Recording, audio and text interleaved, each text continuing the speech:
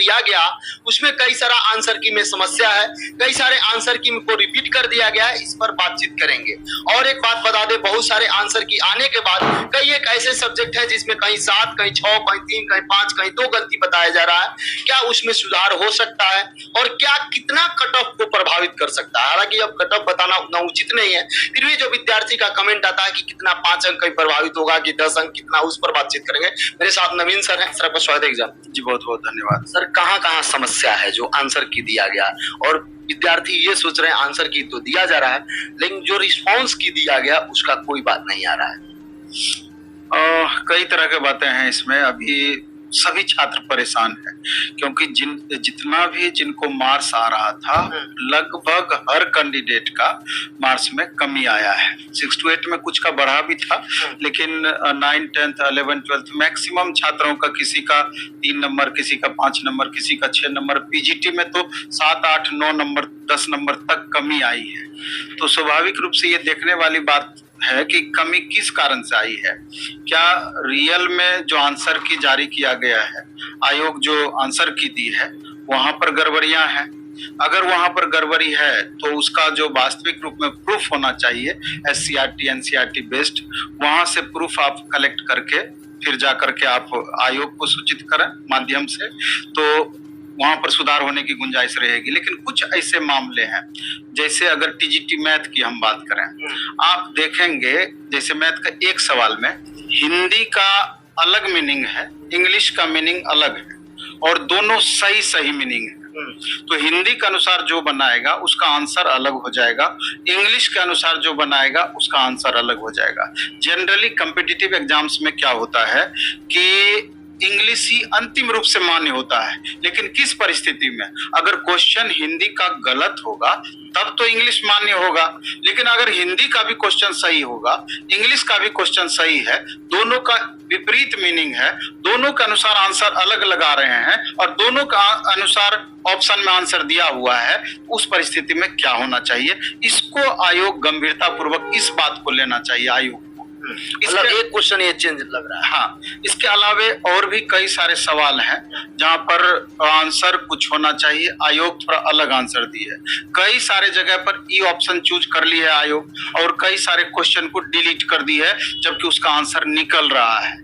तो मेरे ख्याल से जो डिलीट की है आपत्ति उस पर भी स्टूडेंट को करना चाहिए प्रूफ के साथ में, जिससे आयोग को पता चले कि ये डिलीट करने लायक क्वेश्चन था या नहीं। सबसे बड़ी बात यह है कि ये परेशानी तब तक दूर नहीं होगी छात्रों की, कट ऑफ ज्यादा जाने वाली बातें हैं। कट ऑफ वास्तविक में क्या होना चाहिए? सबसे ज्यादा जो प्रभावित करने वाले कारण है वो 1 कैंडिडेट 1 रिजल्ट वेरिफिकेशन प्रोसेस में बदलाव।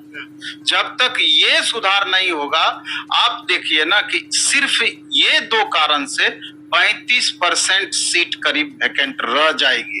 TRE 1 में भी लगभग 35% सीट वैकेंट रही थी, इस कारण से TRE 2 में भी लगभग 35% सीट वैकेंट रही थी, 2-4-5% ऊपर नीचे, और 30 से 35% सीट वैकेंट रह जाएगी अगर इस 2 व्यवस्था में सुधार नहीं किया गया। तो आप 87,000 समथिंग वैकेंसी है, आप 35% यानी कि 8 या 24, 25 से 30,000 वैकेंसी आपकी खाली रह जाएगी। तो ये बहुत बड़ा आंकड़ा हुआ, इस बात को आपको मान करके चलना। रिजल्ट तब क्यों नहीं दे दिया जाता?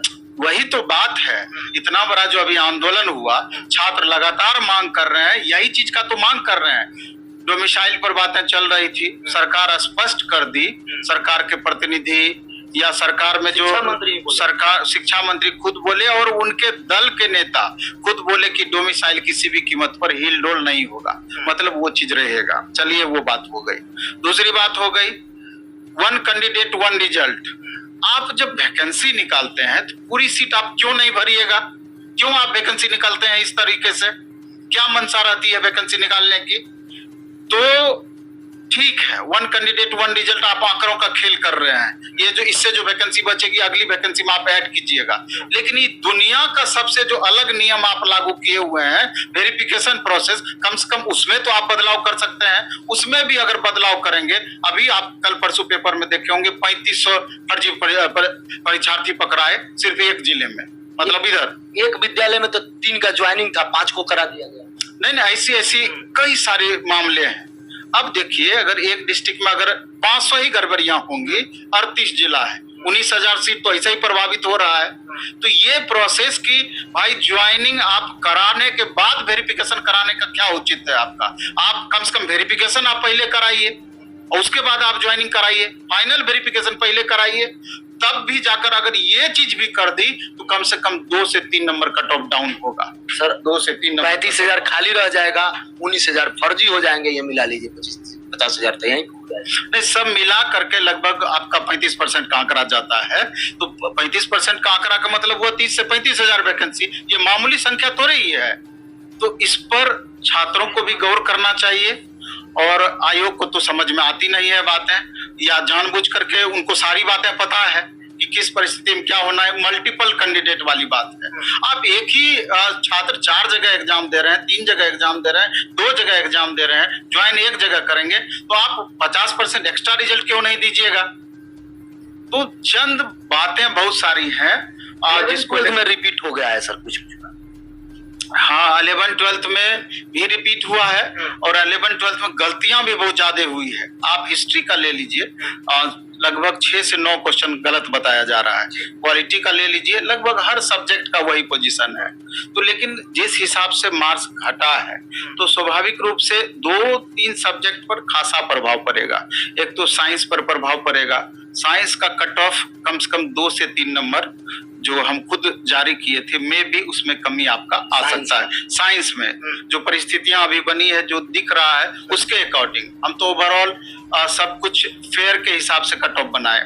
उसके बाद इंग्लिश के कट ऑफ में आपका गिरावट आएगा।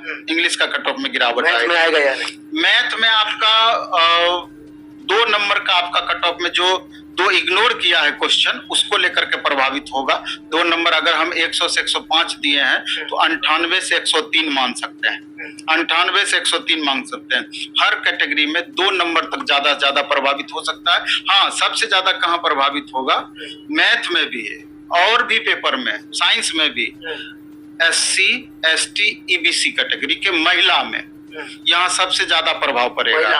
हाँ, ये SC, ST, EBC कैटेगरी की महिला में जितना भी कट ऑफ हम दिए हैं, वहां पर आपको 3 से 5 नंबर तक आपका कम या ज्यादा, मतलब कम वहां से हो सकता है। यहीं पर फर्क पड़ेगा। बाकी तो एज यूजुअल 1-8 नंबर का अंतर हर जगह। क्या कट ऑफ दिए थे थोड़ा सा, क्योंकि बच्चे 1-1.5 मंथ हो गया, एक बार उसको रिपीट कर देते, क्या कट ऑफ आप दिए? क्योंकि आपको नंबर ऑफ वैकेंसीज भी देखनी पड़ेगी।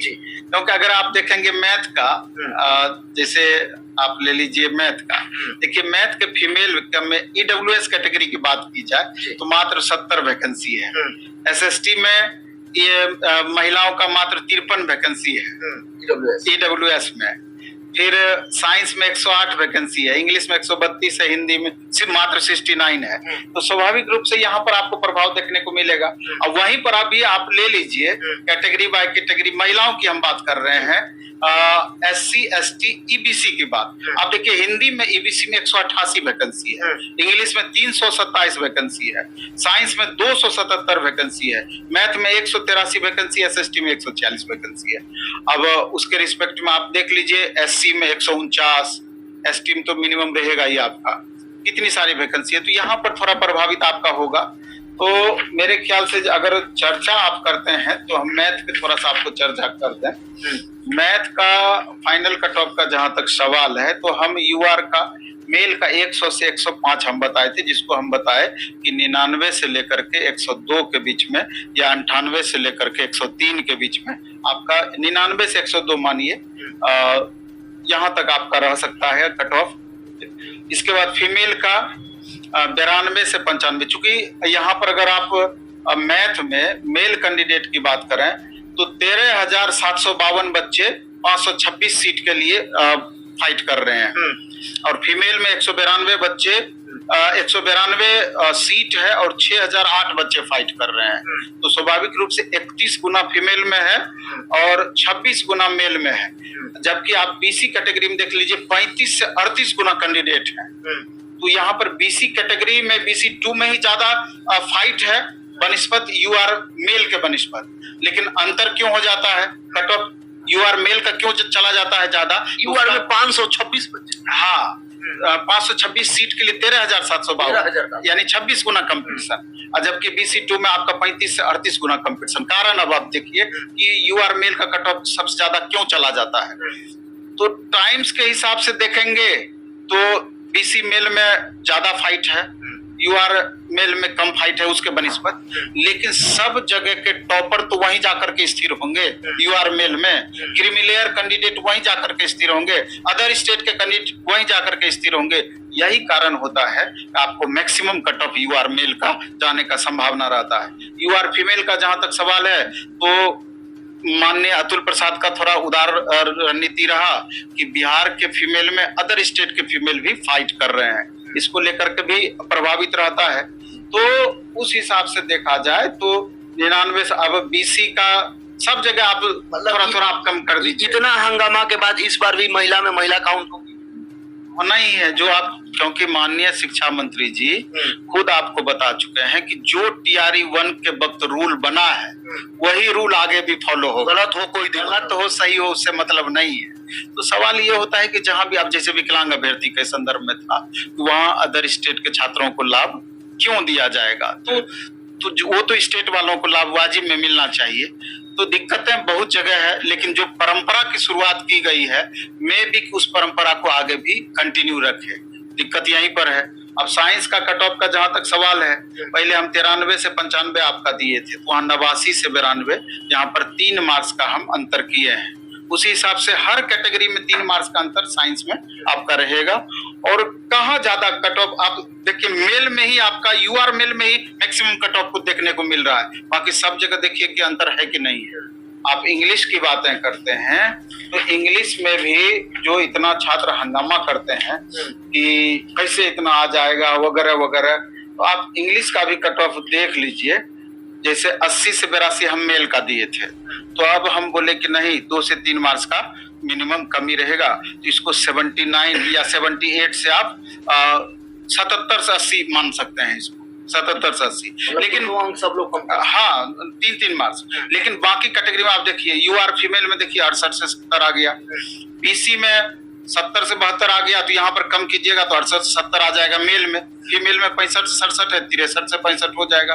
तो बाकी कैटेगरी में तो कमी है, 60 है, 64 है, 63 है, 49 है, 57 है। तो बाकी कैटेगरी में सिर्फ यूआर मेल का कट ऑफ सब जगह हमने ज्यादा दिया है और उतना रहेगा।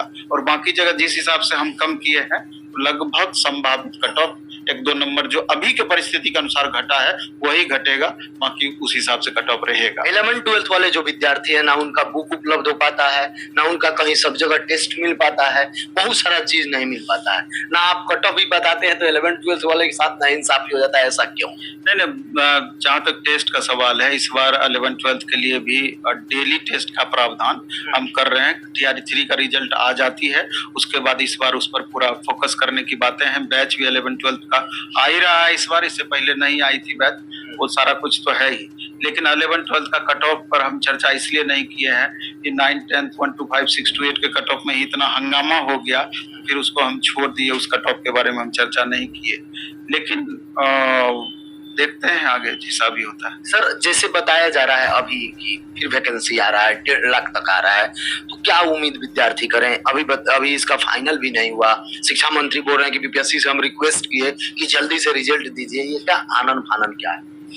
नहीं, जैसे कि रिजल्ट की जहां तक सवाल है, बताया जा रहा है कि इस महीने के लास्ट तक रिजल्ट जारी हो सकती है। नया नोटिफिकेशन का जहां तक सवाल है, पहले रिजल्ट जारी होगा, वेरिफिकेशन का सारा प्रोसेस पूरा होगा, बच्चे ज्वाइन कर लेंगे, ज्वाइन करने के बाद कितनी सीटें वैकेंट रह गई उसका पूरा ब्यौरा सरकार के पास आएगी, शिक्षा विभाग के पास आएगी, शिक्षा विभाग BPSC को ट्रांसफर करेगी, तब जा करके नई वैकेंसी दी जाएगी। तो आप उम्मीद रखिए कि हमको नहीं लगता है कि नवंबर दिसंबर से पहले कोई उम्मीद है नया नोटिफिकेशन का। स्टेट एग्जाम फिर दोबारा बात हो रहा है, फिर वही विद्यार्थी हो जाएंगे अगर हो जाता।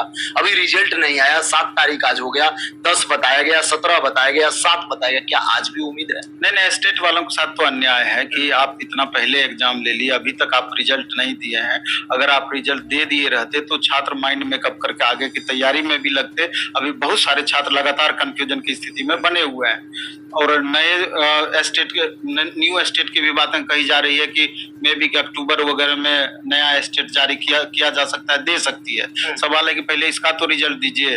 और नया बहुत सारे बच्चे वेट भी कर रहे हैं नए स्टेट का, तो अब सवाल है कि न्यू जो स्टेट बच्चे पार्टिसिपेट करेंगे या फॉर्म भरेंगे उसका क्या TRE 4 पकड़ाएगा। तो दोस्तों आपने सुना नवीन सर ने क्या कुछ बातें बताई हैं TRE 3 को लेकर, साथ ही उन्होंने डोमिसाइल पर बात की है और देखते हैं क्या कुछ होता है। फिलहाल इस वीडियो में इतना ही। आगे की अपडेट के लिए चैनल के माध्यम से जुड़े रहिए। जय हिंद, जय भारत।